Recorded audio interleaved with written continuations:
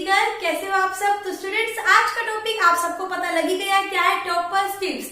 हाँ जी, आज हम इसी टॉपिक पर बात करेंगे क्योंकि हर बच्चे का सपना होता है कि उसकी भी परसेंटेज अच्छी आए, वो भी टॉप करे, चाहे वो स्कूल के एग्जाम्स हो या फिर बोर्ड के एग्जाम्स हो। और हर पेरेंट्स भी यही चाहते हैं कि उनका बच्चा हर फील्ड में आगे हो, चाहे वो एग्जाम्स की बात करें, कॉम्पिटिटिव एग्जाम्स है, फिर किसी और फील्ड की हम बात कर रहे हैं। तो स्टूडेंट्स, आप सबको पता है कि लास्ट ईयर हरियाणा बोर्ड का जो क्लास 10 का रिजल्ट आया था, उसमें टॉप 10 में से टॉप 8 स्टूडेंट्स हैं जो एमडी पब्लिक स्कूल के थे।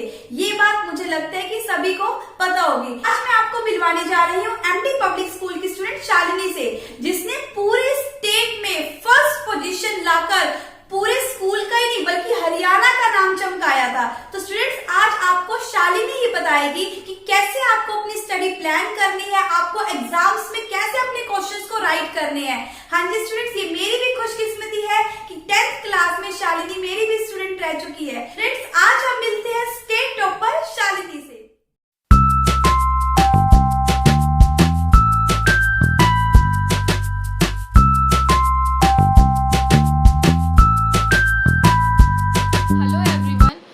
Shalini, I have topped Haryana board in class 10th by getting 99.4 percentage।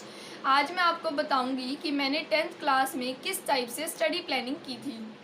सबसे मोस्ट इंपॉर्टेंट थिंग होती है अपने वर्क के अंदर कंटिन्यूटी बनाए रखना। अगर आप अपने वर्क में कंटिन्यूटी बनाए रखेंगे तो आपको कभी किसी सब्जेक्ट का बर्डन फील नहीं होगा और आपकी कंटिन्यूटी मेंटेन्ड होगी बाय योर टाइम टेबल। अगर आपने अपने हर एक सब्जेक्ट को इक्वली टाइम डिस्ट्रीब्यूट करने के लिए एक सेलेक्टिव टाइम टेबल बनाया हुआ है तो वो बहुत ज़्यादा बेनिफिशियल होगा आपके बोर्ड एग्जाम्स में भी।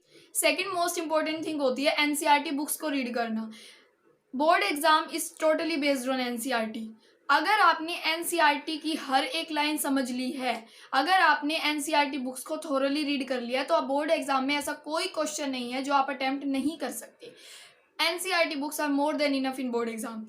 इसके बाद अगर आपने एनसीईआरटी बुक्स थोरली रीड कर लिया और आपको ऐसा लगता है कि एनसीईआरटी बुक्स हमें टोटली समझ में आ गई है, इसके बाद आप हेल्प बुक्स का सहारा लीजिए क्योंकि हेल्प बुक्स तभी इंपॉर्टेंट रहेंगी जब आप एनसीईआरटी बुक्स कर लेंगी। अब आपने हेल्प बुक्स भी कर ली, इसके अलावा प्रीवियस ईयर क्वेश्चन सोल्व कीजिए क्योंकि जो वेरी शॉर्ट टाइप क्वेश्चन होते हैं, एमसीक्यू टाइप क्वेश्चन होते हैं, वो बोर्ड एग्जाम के अंदर प्रीवियस ईयर क्वेश्चन से ज़्यादा आते हैं।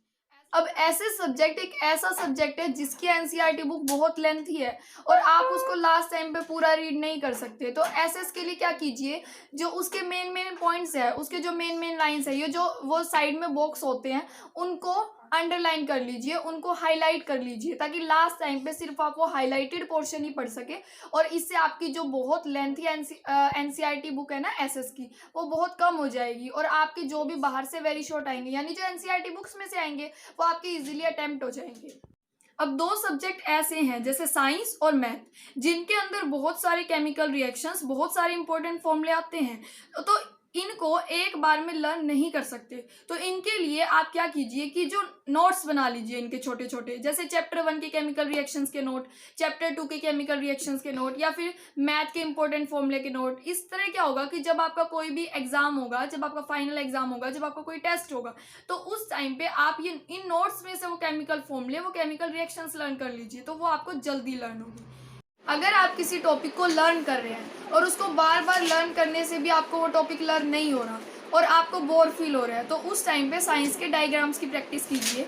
जो साइंस के डायग्राम्स है उनसे दो फायदे होंगे, एक तो आपका फ्रेश मूड हो जाएगा, दूसरी चीज़ क्या होगी, जो बोर्ड एग्जाम होगा वो आपका इम्प्रेसिव होगा क्योंकि जो साइंस के डायग्राम्स होते हैं ना, डायग्राम्स अगर आप पेपर में अच्छी तरह उसकी लेबलिंग करेंगे, उसको अच्छी तरह मतलब बना के आएंगे तो आपके लिए वो बोर्ड एग्जाम बहुत ही इम्प्रेसिव क्रिएट होगा।